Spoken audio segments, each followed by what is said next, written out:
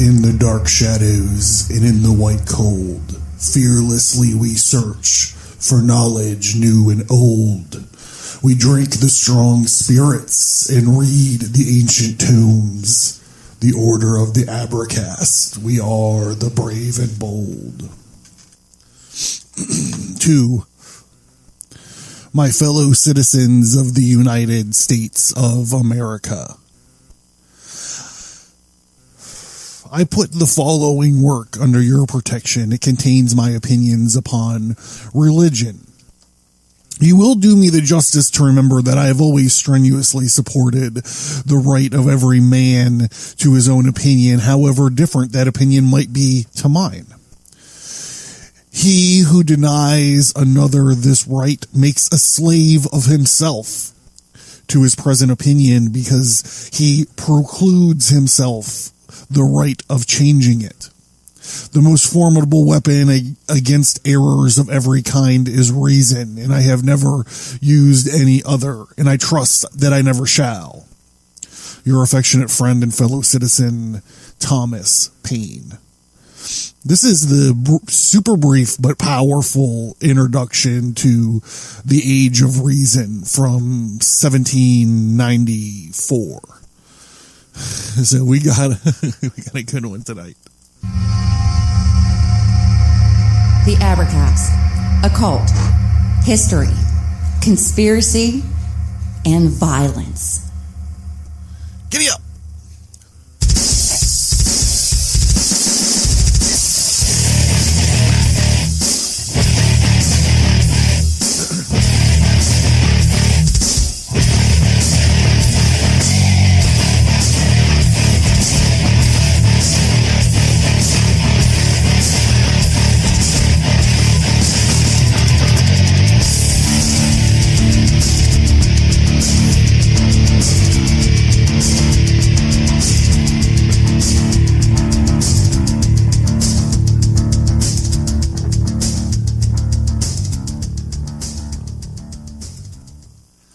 Hey everybody, I'm John. This is the Abracast.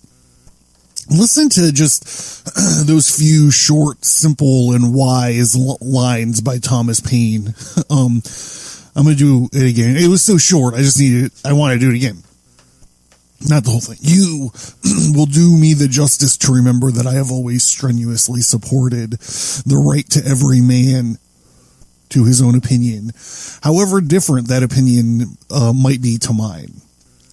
He also denies to another this right to make a slave of himself and to his present opinion, because he precludes himself the right of changing it.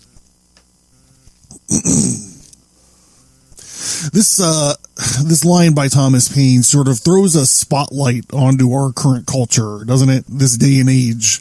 You know, Paine was talking about the Age of Reason in 1794. We have the age of very little wisdom. I don't know. Nah. What would our age be called? The age of factoids, maybe. It might not be so bad. It is a little softer than like the age of brainwashing or the age of media manipulation or the age of fake news.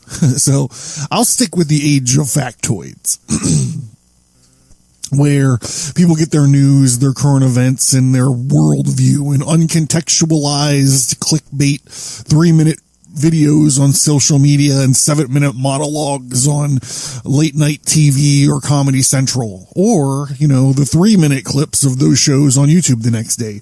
No thinking. We don't have time for that. No context, no comparison, no contrast, no logic, just consuming more and more, adding to the collection of factoids that are rolling around your brain, ready to spew out at anyone on Twitter who has an opposing view. One of the points of this show is the reading.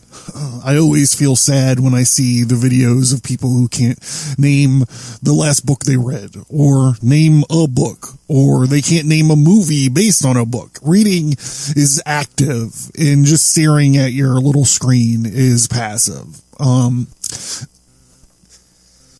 Nowadays, it seems people can't or don't think logically or critically, and everything is politicized and onboarded onto your, identity, your beliefs, or your gang colors, and your politics, or the new religion.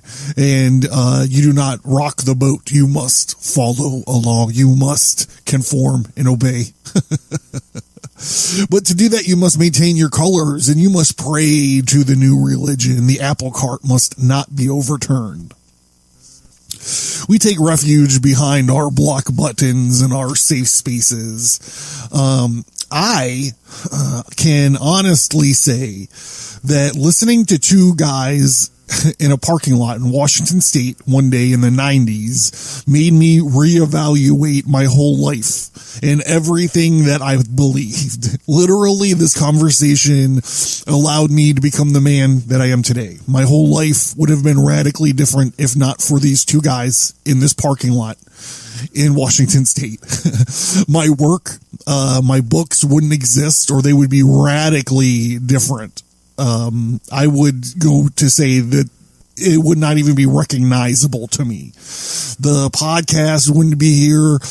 Like the dozens or so podcasts that I helped create and launch wouldn't be around. I wouldn't be married to my wife. Literally, I would have been an entirely different person because I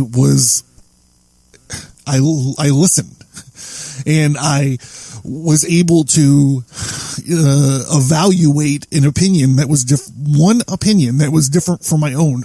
Was a paradigm shift. I cringe when I think about the what ifs and the implications of just that one conversation in my life. What if I was not intellectually honest with myself on that day to confront and challenge what these two guys were saying?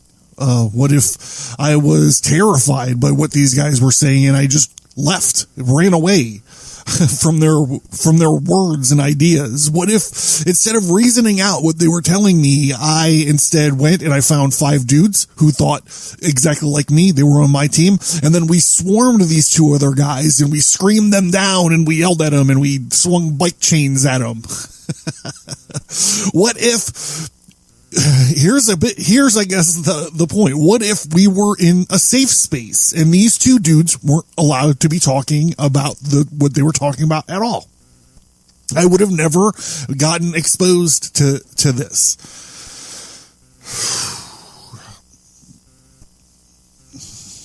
So, hi everybody, I'm your host, John Towers. Thank you for joining me. This episode, we're going to be dealing with something very near and dear to my heart, and that's, listening to, I guess, other opinions. You get recalcitrant nowadays, but, I can honestly say that story about these 2 guys in a parking lot is 100% absolutely 100% factual.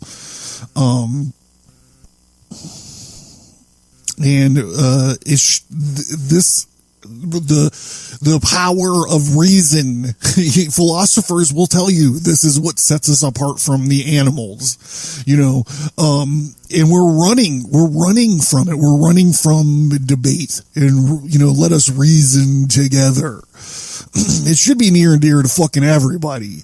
We're also going to be, we're talking a lot about censorship tonight, and we got a lot of stuff to get through, and it's dense. I'm going to try my best to get through there. So we have a lot of, instead of a featured book or featured books this evening, we have featured articles and video. So one, I started out with a bang. Urban Dictionary.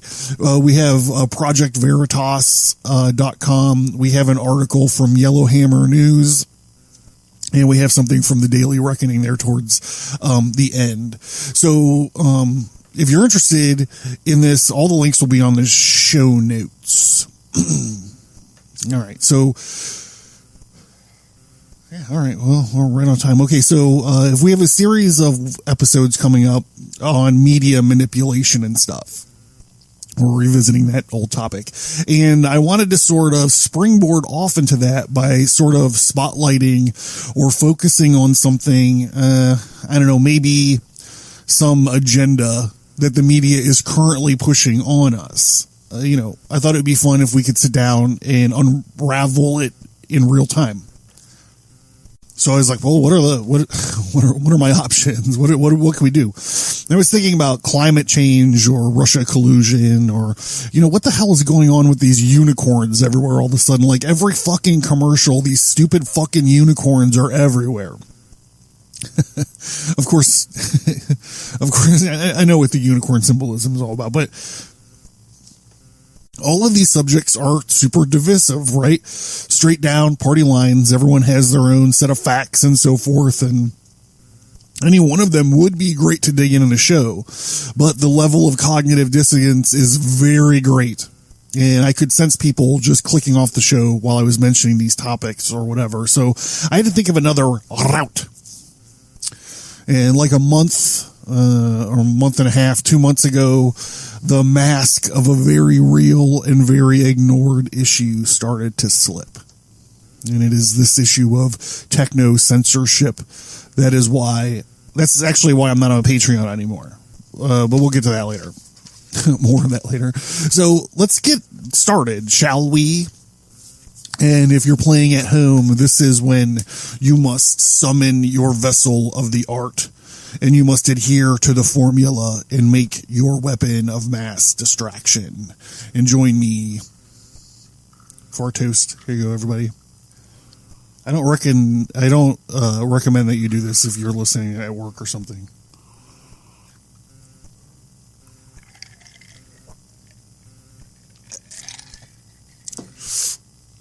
Oh, the gin jihad.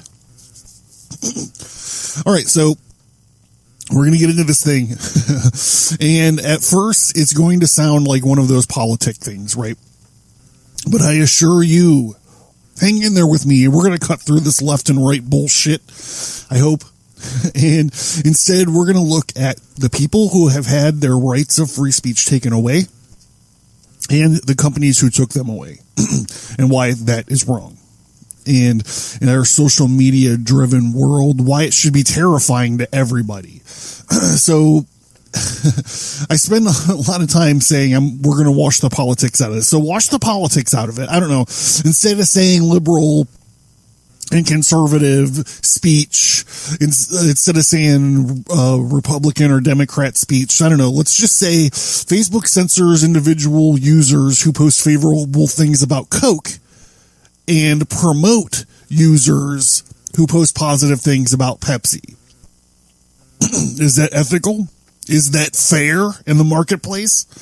What if Facebook would sync people who like McDonald's and raise people up who like Burger King based on their preferences and what would benefit themselves personally? Is it ethical? Is it fair?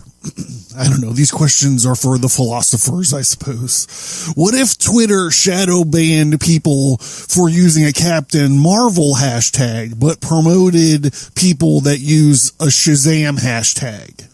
Any kind, whenever you have these, Tombstone, what if people that like Tombstone were being shadow banned, but the people that liked Wyatt Earp were being promoted? Whenever you have these either ors, just pick a side and then what side fits you? I'm personally a Diet Pepsi guy. I like Diet Pepsi. So if my Facebook posts were if I was posting about Diet Pepsi and people were, and Facebook was, they call it de-boosting my shit because they like Coke, that's a problem.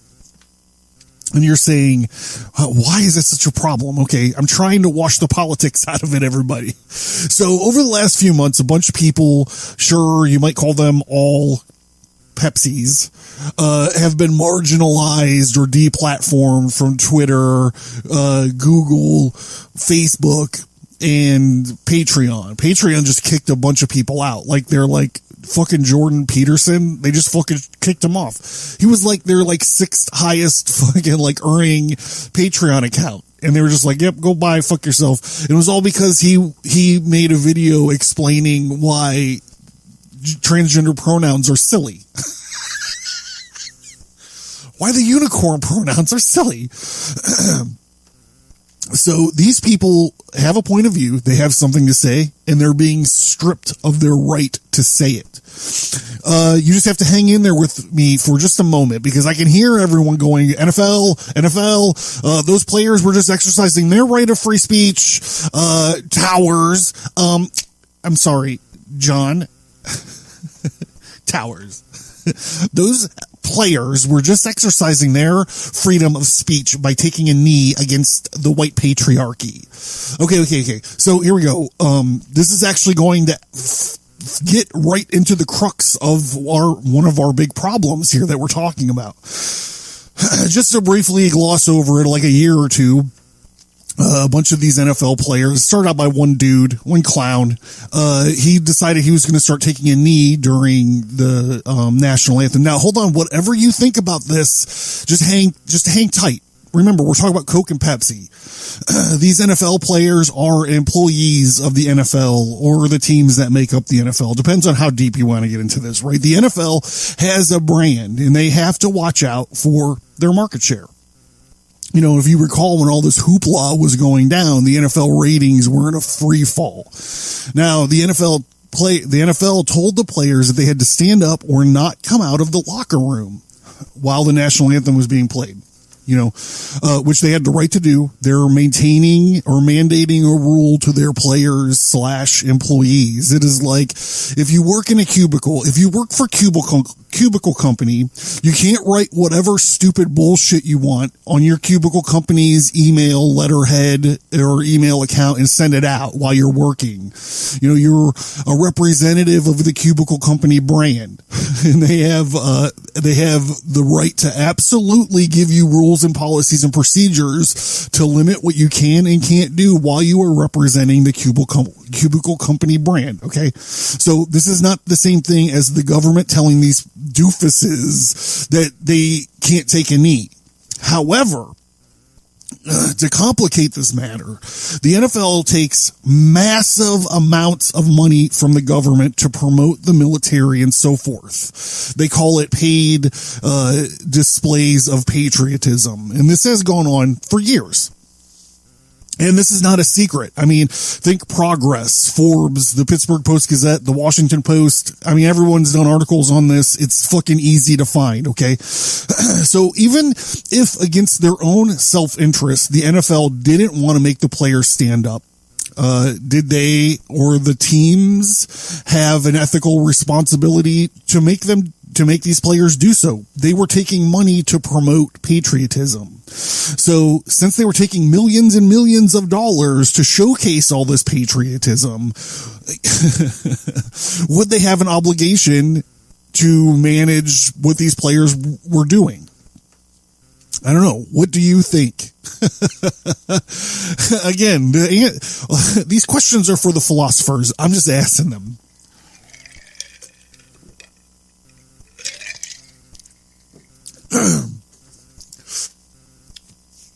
So the next step, I think, to understanding all of this is at least getting our arms around, hugging, trying to understand net neutrality.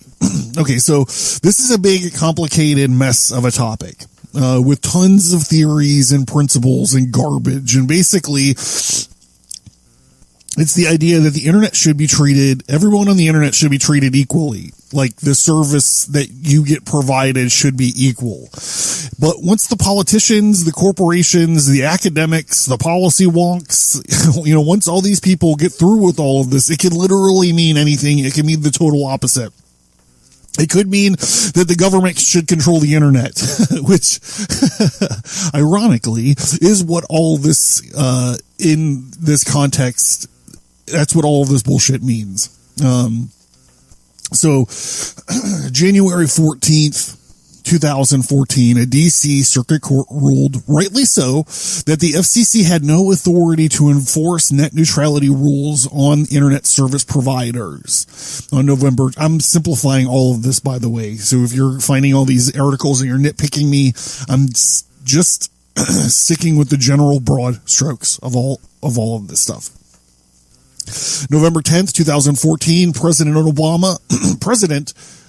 Barack Hussein Obama stepped in and recommended the FCC reclassify broadband service as a telecommunications service, again thrusting it into the realm of net neutrality. Now, here is my personal breakdown of net neutrality, okay? I can't believe I'm about to do this.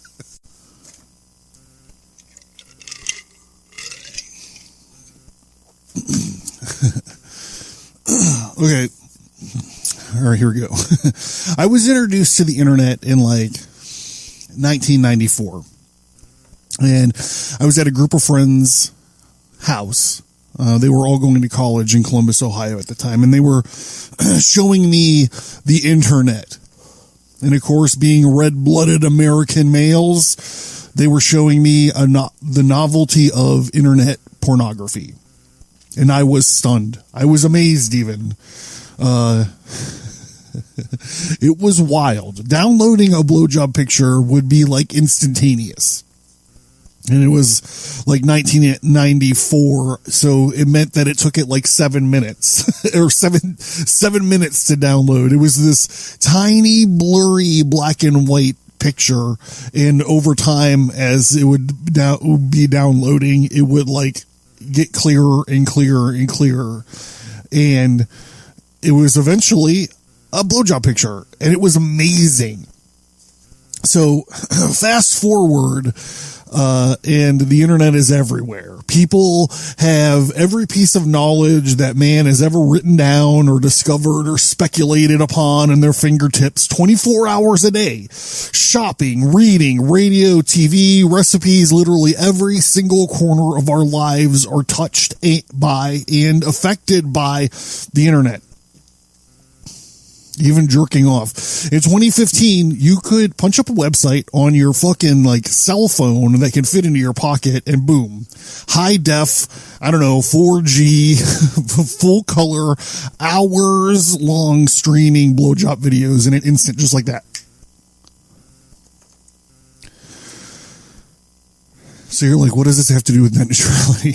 And I'm like, if you learn anything from that little walk down memory lane of the history of blowjob media in the internet, then learn this. The government did not legislate the advancement of these blowjob videos on the internet.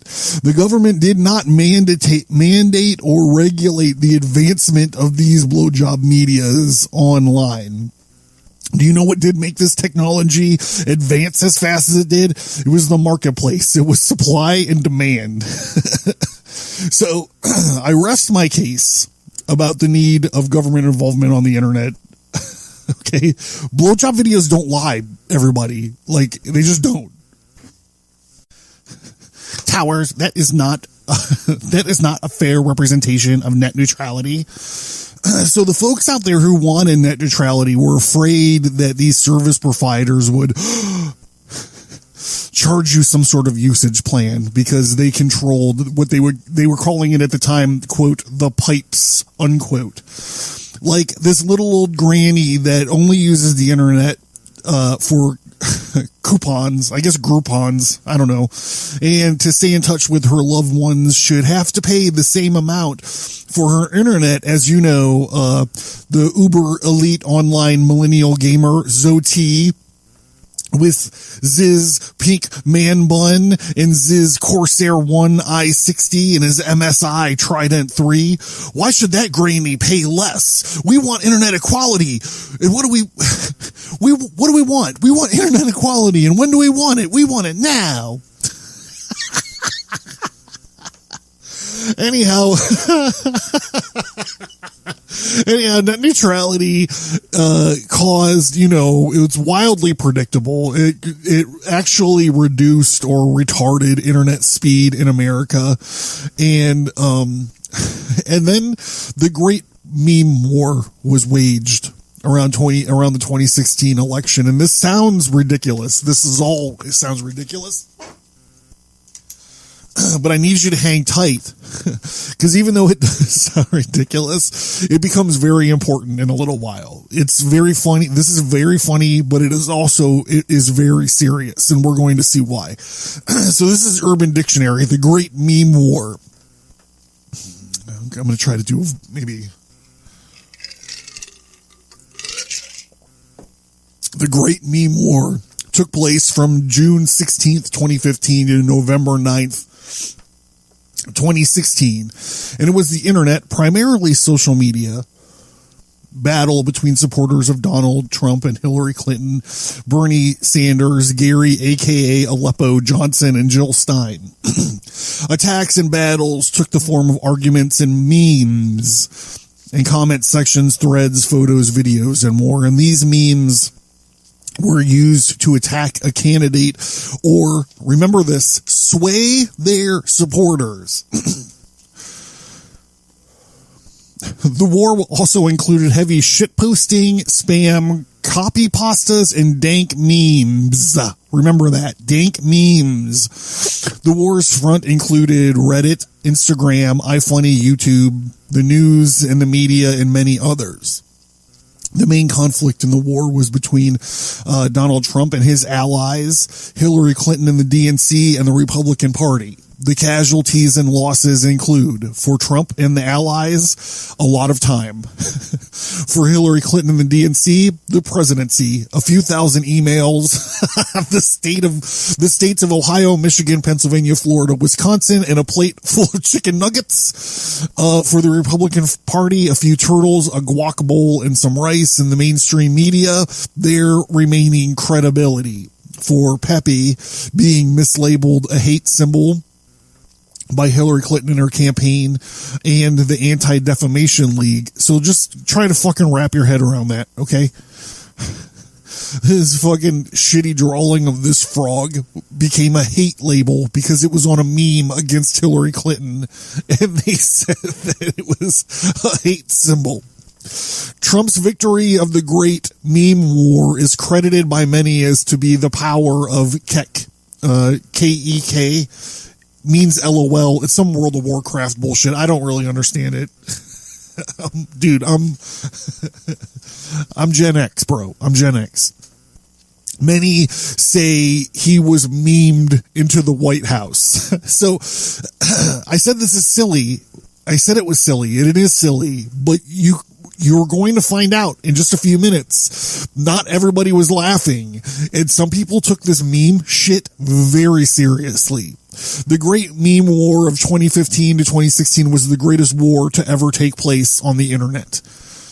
And that was from Urban Dictionary. And I would just like to say, God bless the fellow veterans of that great war, and God bless the United States of America.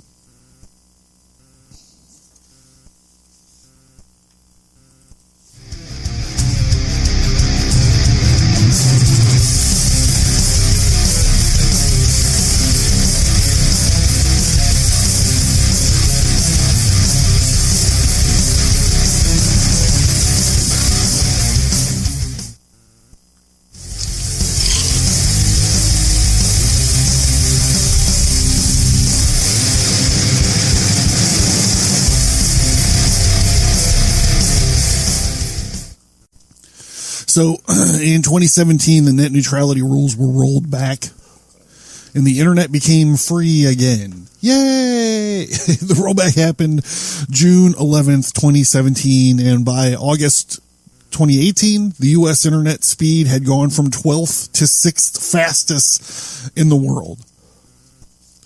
When being rolled back, the voices on the left were lighting themselves on fire in protests and crying to the heavens that without net neutrality, the small independent voices would be drowned out, and that this attack on net neutrality is an attack on the freedom of speech itself. And as the greasy tendrils of government power untangled themselves from the internet, leaving only the greasy tendrils of Facebook, Twitter, YouTube and Google, as they ultimately started to deboost, deplatform, and marginalizing the small independent voices. And the censorship started, and these companies and the censorship started. When the censorship started from these companies, everyone stopped crying to the heavens, and they all stopped lighting themselves on fire in protest. And this censorship, it became a good and virtuous thing. It was a brave act to combat trolls. All right, so Project Veritas does great work, right? And in February of remember, we're just talking about Coke and Pepsi. We're just intellectual honesty, people, baby. Intellectual honesty, baby. We're just talking about Coke and Pepsi. In February 2019, Project Veritas did a story featuring a whistleblower from Facebook. She was a content review person on Facebook's intellectual property department. And she went out there talking about Facebook engineers, their plan to demote bad content. They classify Facebook users based on this is creepy to me. This whole thing is creepy to me, but it starts right here. They classify Facebook users based on their vocabulary and sync their posts. So there is a policy presentation called the Coordinated Trolling on Facebook. And these two guys, there's these two dudes, Yamamoto and Rubia. And Veritas has pages and pages of screenshots of these guys' shenanigans that you can find all right there. The link is in the show notes, like I said. Yeah, but I still have a lot to get through, so I don't want to get in the weeds here with this. So let's take a look at who this affects. What villainous scum is Facebook protecting us against? According to this presentation, Coordinated Trolling on Facebook by Yamamoto and Rubia. Trolls who do raid operations. I guess that's like ganging up, like flash mobbing or something. I can get behind that. That seems like it can be pretty destructive and shitty to do. Trolls who target individuals, dox and harass people. Well, I like that one. All of these things are awful and terrible. If you're standing up for or protecting someone who harasses somebody, you're on the wrong side. If you're standing up and protecting people who dox people, regardless, you're on the wrong side. So doxing, okay, so I understand that some of you guys might not be like I am, but I understand that you guys, so I deal with SJW. So this doxing, what this means is, the internet provides a level of, it provides a level of privacy. You choose your name and your picture on these different platforms and stuff. So it's not just like whenever I post something, I'm not just like, actually I am. I'm like, hey, I'm John Towers. And if you dig hard enough, you could, because of Instagram, I should delete that. I don't know. But if you dig hard enough, you can find my address. So people aren't normally like that, especially when they get into these, like this meme war or whatever.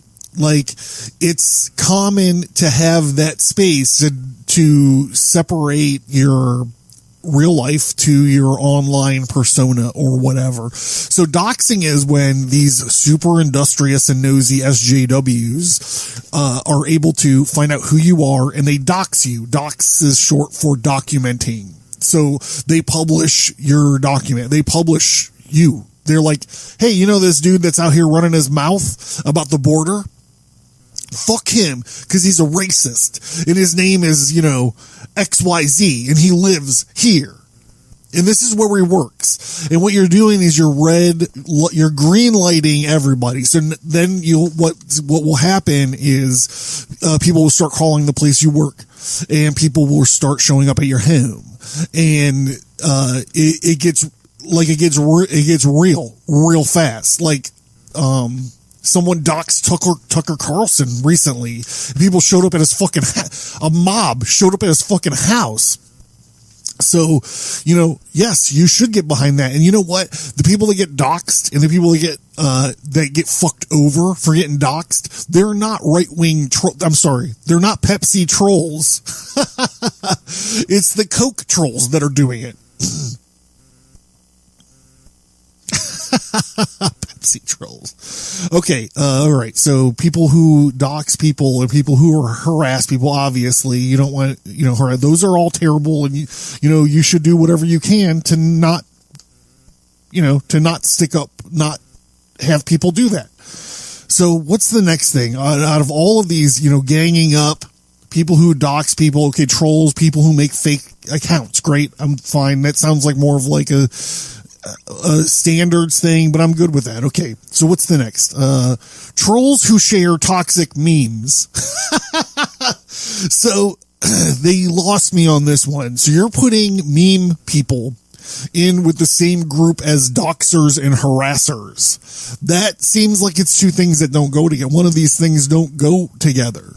Sharing a meme, toxic, I guess, is your opinion. That's like your opinion. If something's toxic, and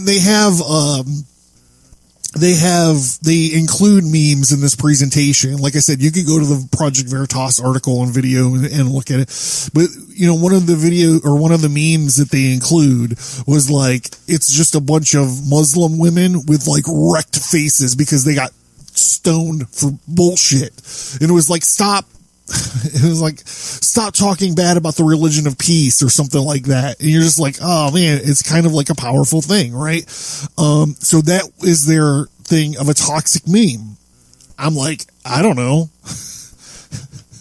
What do you think? These are questions for philosophers, people. I don't have the answers to any of them. But, this presentation goes on and it says, yes, listen to this. Yes, their meme content is seriously bad. Their fucking meme content.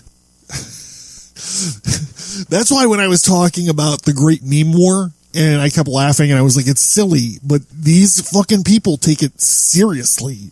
They take it seriously. Their meme content is seriously bad. But let's examine troll behavior more broadly rather than focus on content. Trolls are involved in many destructive behaviors. Sharing a meme is a destructive behavior on Facebook, including toxic memes and creation for widespread dissemination to Facebook groups and pages. Yeah. Yeah. Now, this is the killer for me. They say one of the destructive behaviors that they list is red pilling normies to convert them to their worldview. So I need to explain this because this terminology is hilarious. Okay, so red pilling normies means they're talking to people. And the red pill part is they're debating them. It's like Morpheus. You take the red pill and you wake up, and you take the red pill or the blue pill and you go back to sleep.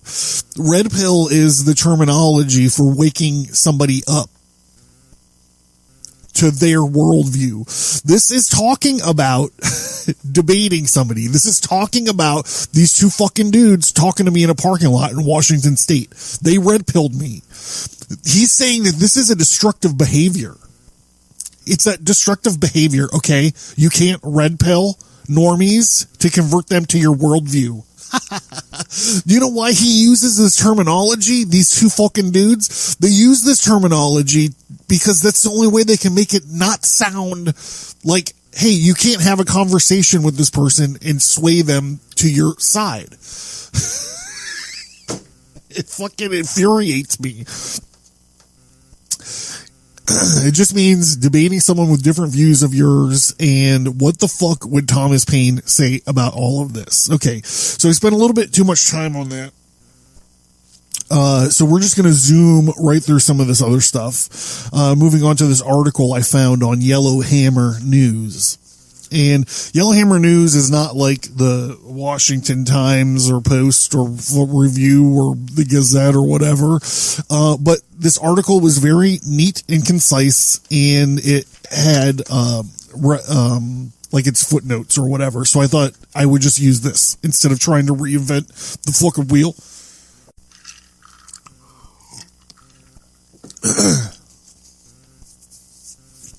All right, this article is called How Social... The article is called How Social Media Giants Facebook, Twitter, YouTube suppress conservative... Oh, boy. How Social Media Giants Facebook, Twitter, YouTube suppress conservative speech by Michael Chapman. The $21.60 billion company manages about 60,000 tweets every second from people all over the world. And it is the go-to site for journalists. You ever notice that? How journalists can say, like, according to some fucking retarded Twitter handle, and they can write a whole story on that. Like, this Twitter handle's like got credibility. Twitter CEO Jack Dorsey, he is extremely left-wing politically, and his recently promoted article from Millennium to his 4.2 million Twitter followers said that America is in a new, quote, civil war. Liberals versus conservatives, and there is no compromise. Only one side must win. Jack Dorsey also basically just got housed on Joe Rogan a few weeks ago about this stuff. He was on Joe Rogan, and then Rogan got a bunch of flack for softballing Dorsey and had him back like the next, I don't know, two weeks or 3 weeks later. And Dorsey shows up with his fucking attorney to do the Rogan show, and he got taken to the paint. Anyway, this thing it goes on to talk about this congressional report. It says, report documents how Twitter staffers admitted on hidden cameras that they censor conservative thoughts. Conservatives through, quote, shadow banning, unquote, with this technique. Twitter users, quote, think their content is getting seen widely, but it's not, unquote. Reads the report. The site also restricts pro-life ads. It restricts Pepsi ads from live action in but it restricts Pepsi ads, but it allows Coke ads in advertisements. Twitter hid some Pepsi related hashtags during the 2016 election, such as hashtag Podesta emails and hashtag DNC links. Twitter has also marked some tweets from the Drudge Report as, quote, sensitive, unquote. Voices are being silenced, opinions are being censored, and Pepsi media is being suppressed. These tech companies claim, I'm jumping through this. I gotta get through this. These tech companies claim they provide platforms to connect people and share ideas. However, when the only ideas permitted are from the Coke side, any prospect of intellectual discourse dies. What would Thomas Paine say? According to the report, former Facebook employees told Gizmodo that topics such as the Pepsi Political Action Conference, I can't even think about who's been a Pepsi fucking spokesperson and who's been a Coke spokesperson. I'm trying to do this in my brain. Okay, so Pepsi, new generation, Michael Jackson, Christina Aguilera, is that right? Were reportedly suppressed along with links to sites including the Washington Examiner and Pepsi.com. The company also banned the private sale of guns on its site and has reportedly sought to censor discussions of guns. The former employees, who also stated that Facebook hid Facebook hid Pepsi content from its, quote, trending section, unquote. YouTube, the most popular video sharing platform in the world, quote, censors Pepsi and Pepsi content, unquote. According to the report, the YouTube apparently is always on the watch for hate speech.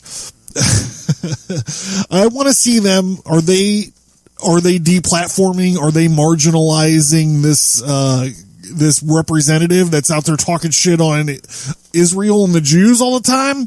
Is she being added to a watch list?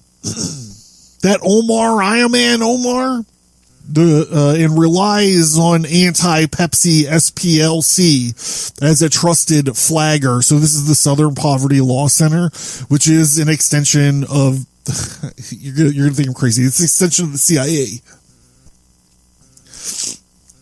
It's an apparatus, I'll say. Okay, we're going to get into a little bit of that. To tag videos that violate content standards, YouTube moderators, for instance, took down Pepsi gun channels that reported Bloomberg, and the site has banned videos that provide links to sites where people can purchase Pepsi and Pepsi products. YouTube, the most popular... PragerU, which posts a myriad of videos on Pepsi topics, saw its videos restricted by YouTube, and PragerU is suing YouTube. Back in 2006, YouTube removed a video of Pepsi Michelle Malkin criticizing radical Islam, but then reposted it after the New York Times criticized the censorship. So where is the New York Times criticizing all this censorship now? In YouTube, a $75 billion company, it's actually going to double because they start playing fucking 2 and 3 ads where they used to just fucking play 1 all the time, is owned by Google, which has a corporate worth of, oh my God, $715+ billion. The Google website with its popular search engine is ranked as the #1 website in the world. Millions of people use its search engines every day. Millions? More than that. They may assume that the search engine is nonpartisan, says this report, but Google has suppressed Pepsi points of view within the company and within its own search results. For instance, 3 separate studies have confirmed that the search engine results on Google favored Coke sites or Coke candidates during the 2016 presidential election. Said that the report, for a while, Google posted fact checks of Pepsi sites, but not Coke sites. According to this report, making the Pepsi sites appear less reliable.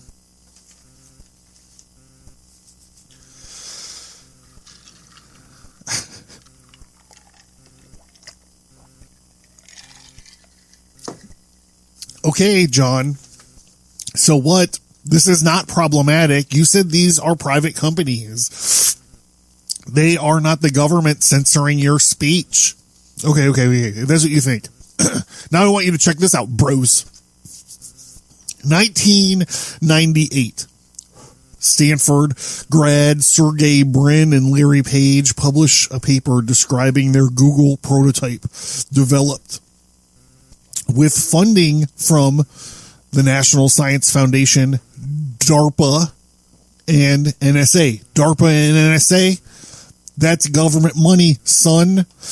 2005, Facebook was hungry for startup capital. It was launched in 2004. The company received its first capital injection of $500,000 from Peter Thiel that summer. The next 2 capital injections were $12.7 million from Thiel and Excel Partners in May 2005 and $27.5 million from Excel round of financing that included Thiel, Excel and Greylock Partners in April 2006. Okay, so you're like, you just threw a bunch of bullshit at me. What does it mean? Peter Thiel took InQtel funding for his startup firm Plantier somewhere around 2004. What's In-Q-Tel? Hold your horses. SL Partners in 2004. SL Partners, James Breyer sat on the board of directors of Military Defense Contractors, BBN, with In-Q-Tel's CEO Gilman Louis. Greylock Partners, Howard Cox, the head of Greylock, served directly on In-Q-Tel's board of directors. So who is In-Q-Tel already? Do they make the ear things? This is a shitty joke. In-Q-Tel was launched in 1994. Former CIA Director George Tenet explains, quote, "We, the CIA, decided to use our limited dollars to leverage technology developed elsewhere. In 1999, we chartered In-Q-Tel. While we pay the bills, In-Q-Tel is independent of CIA. While we pay the bills, In-Q-Tel is independent of CIA. Bitch, are you paying my bills?" You know what I'm saying? CIA identifies pressing problems, and In-Q-Tel provides the technology to address them. Does that sound like it's independent? In-Q-Tel's alliance has put the agency back at the leading edge of technology, unquote. That's from a former director of the CIA, George Tenet. In 1999. 2007, the government woos the Google data center with a tax break worth 200 and God, I can't even wrap my head around some of these numbers. $212 million over 30 years. That's more than $1 million for each job Google hopes to create. That's taxpayer subsidies. 2009, the stimulus funding. Do you guys remember the Obama's stimulus package? I got your stimulus package right here. Google got, I'm going to fuck this up, $686,681 as a sub-recipient on a contract to reach 14 additional different language audiences for the 2010 census integrated communications campaign. Are you starting to understand? 2011, Facebook opens its first data center in Oregon and gets 42 million income, property, and excise tax holiday. 2012, Twitter gets it's famously called now the Twitter tax break, unquote, worth more than $20 million. This is just the tip of the fucking iceberg. If you want to dig further into all of this, I would suggest you start at looking at the government money being given to Goldman Sachs, and that is in turn being given to these companies and so on and so forth. So I can't make my case any clearer than this. If this is the reason I started out with this Colin Kaepernick NFL business is because it's the exact same thing. The government is giving these people fucking money. They're giving them money. The government is giving them money and they are censoring you. They're censoring you. They're fucking censoring you.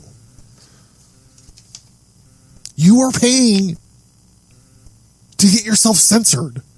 You are a self-censorer because of this fucking government. So I can't seem to make my case any clearer than this. As a culture, from the very beginning, the debate, or, as Yamamoto and Rubia says, the red-pilling people who don't agree with us has been a very important part of our culture. Then you owe it to yourself to expose yourself to different points of view, right? Am I right? I'm always reminded of Thomas Paine. You will do me the justice to remember that I've always strenuously supported the right of every man to his opinion, however different that opinion might be to mine. He who denies to another this right makes a slave of himself to his present opinion because he precludes himself the right of changing it. So this is just a very concise way of talking, like they talk about in the Aeropyrgate, and there's a bunch of other things. Dissonance, not dissonance. That's not a good term for this. Just the hearing of differing opinions is crucial and important. And I always remember that one conversation I had in that fucking parking lot in Washington State that changed my life, dude. It changed my whole life. And I thank God every day for those two guys, and I guess the state of Washington and that fucking parking lot for it. So with all that being said, oh geez, I almost breezed right past this. So with all that being said, I'm not on Patreon anymore because of their deplatforming of these Pepsi people. Pepsi unquote. I hope no one's confused, like they're searching, they're like, Jordan Peterson's a Pepsi consultant? No, that's not right. They kicked off a bunch of conservative voices, and it's funny because if you like look, you'll find like the Young Turks and people associated with the Young Turks bitching about like, well, we got deplatformed and we got unboosted or deboosted, but no one is talking about it other than them. Where if you look at these other things, there's like people talk about like being shadow banned from Twitter. Like that Joe Rogan interview is eye opening.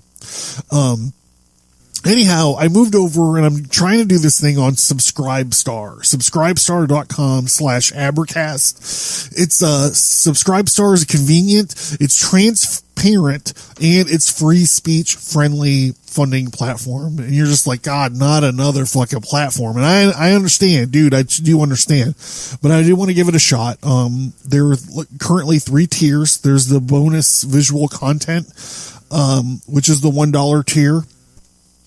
The $3 gives you access to shows early, usually 1 to 4 weeks early. I do shows in 4-week intervals.